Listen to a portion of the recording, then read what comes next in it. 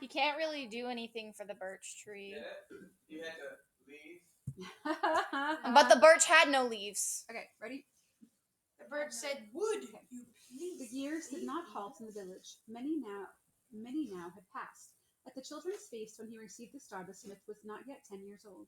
Then came another 24 feast, by which time Alf had become master cook and had chosen a new apprentice, Harper. 12 years later, the smith had returned with the living flower, and now another children's 24 feast was due in the winter to come.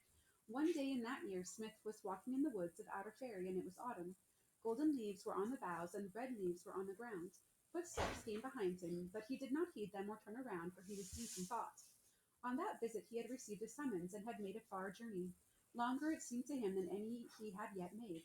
He was guided and guarded, but he had little memory of the ways that he had taken, for often he had been blindfolded by mist or by shadow, until at last he came to a high place under a night sky of innumerable stars.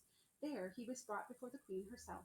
She wore no crown and had no throne. She stood there in her majesty and her glory, and all about her was a great host, shimmering and glittering like the stars above.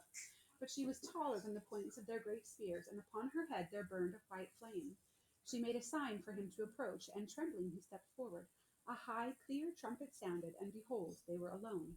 He stood before her, and he did not kneel in courtesy, for he was dismayed, and felt that for one so lowly all gestures were in vain.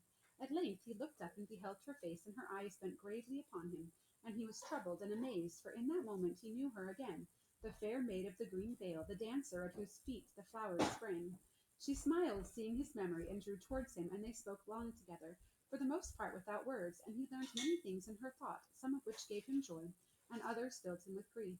Then his mind turned back, retracing his life until he came to the day of the children's feast and the coming of the star. And suddenly he saw again the little dancing figure with its wand, and in shame he lowered his eyes from the queen's beauty. But she laughed again, as she had laughed in the vale of Evermorn. "Do not be grieved for me, Starbrow," she said, "nor too much ashamed of your own folk. Better a little doll, maybe, than no memory of fairy at all. For some, the only glimpse; for some, the awakening. Ever since that day, you have desired in your heart to see me, and I have granted your wish. But I can give you no more. Now at farewell I will make you my messenger. If you meet the king, say to him, 'The time has come, let him choose.'" "But, Lady of Fairy," he stammered, "where then is the king?" For he had asked this question many times of the people of Fairy, and they had all said the same: "He has not told us." And the queen answered, "If he has not told you, Starbrow, then I may not. But he makes many journeys, and may be met in unlikely places. Now kneel of your courtesy." Then he knelt, and she stooped and laid her hand on his head, and a great stillness came upon him, and he seemed to be both in the world and in Fairy, and also outside them, and surveying them, so that he was at once in bereavement and in ownership and in peace. When after a while the stillness passed, he raised his head and stood up. The dawn was in the sky, and the stars were pale, and the queen was gone. Far off he heard the echo of a trumpet in the mountains. The high field where he stood was silent and empty, and he knew that his way now led back to bereavement. That meeting place was now far behind him, and here he was, walking among the fallen leaves, pondering all that he had seen and learned. The footsteps came nearer, and suddenly a voice said at his side, "Are you going my way, Starbrow?"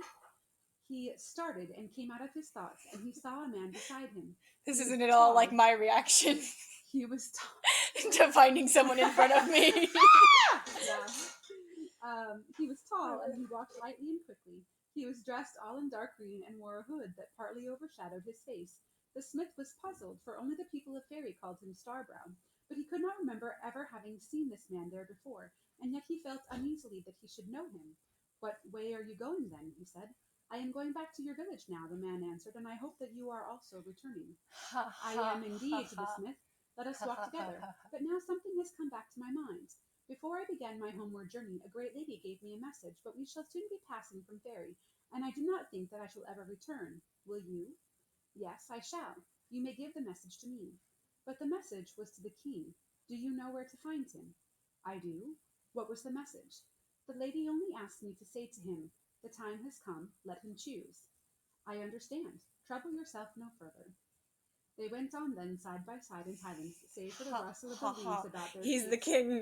But Ha after ha a few ha. miles, while they were still within the bounds of Fairy, the man halted. He turned towards the smith and threw back his hood.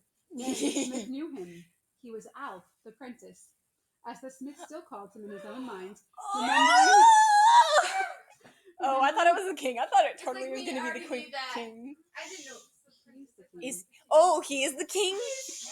Remembering always the day when, as a youth, Alpha stood in the hall holding the bright knife for the cutting of the cake, and his eyes had gleamed in the light of the candles. He must be an old man now, for he had been master cook for many years, but here, standing under the eaves of the outer wood, he looked like the apprentice of long ago, though more masterly. There was no gray in his hair nor line on his face, and his eyes gleamed as if they reflected a light.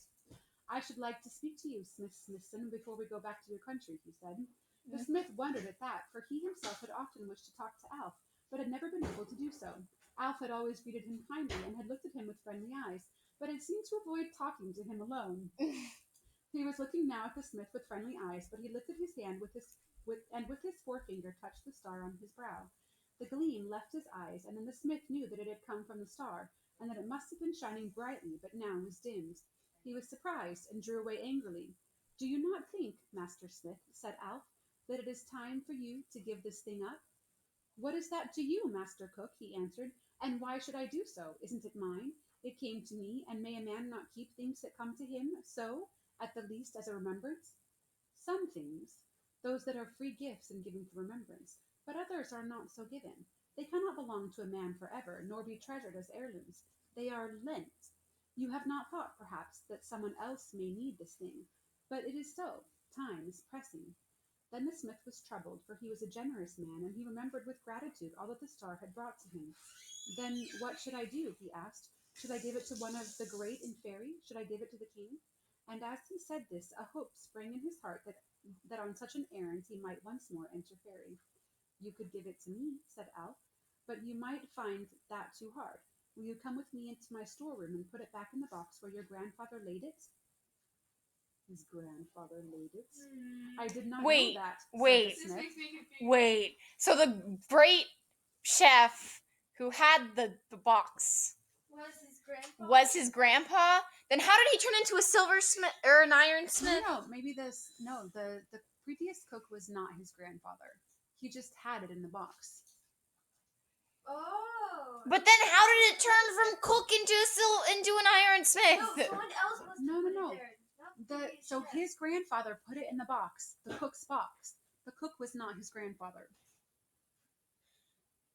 Are you sure? Pretty sure. How much did I miss? Like most of it. Yeah, that's. AJ, here, you it can says- listen so to Alf it on says- YouTube. "You could give it to me," said Alf, "but you might find that too hard. Will you come with me to my storeroom and put it back in the box where your grandfather laid it?" "I did not know that," said the smith. "No one knew but me. I was the only one with him." "Then I suppose that you know how he came by the star, and why he put it in the box?" "He brought it from Fairy, that you know without asking," Alf answered. No. "He left it behind in the hope that it might come to you, his only grandchild. So he told me, for he thought that I could arrange that. He was your mother's father. I do not know whether she told you much about him, if indeed she knew much to tell. Ryder was his name, and he was a great traveler. He had seen many things and could do many things before he settled down and became master cook." Okay, I was wrong. "But he went away when you were only 2 years old, and they could find no one better to follow him than Noakes, poor man. Still, as we expected, I became master in time. It was This it year, was the I shall make another great cake, the only cook, as far as as is remembered, ever to make a second one. I wish to put the star in it." Okay, here's another picture. So his grandfather, his mother's father, was the cook.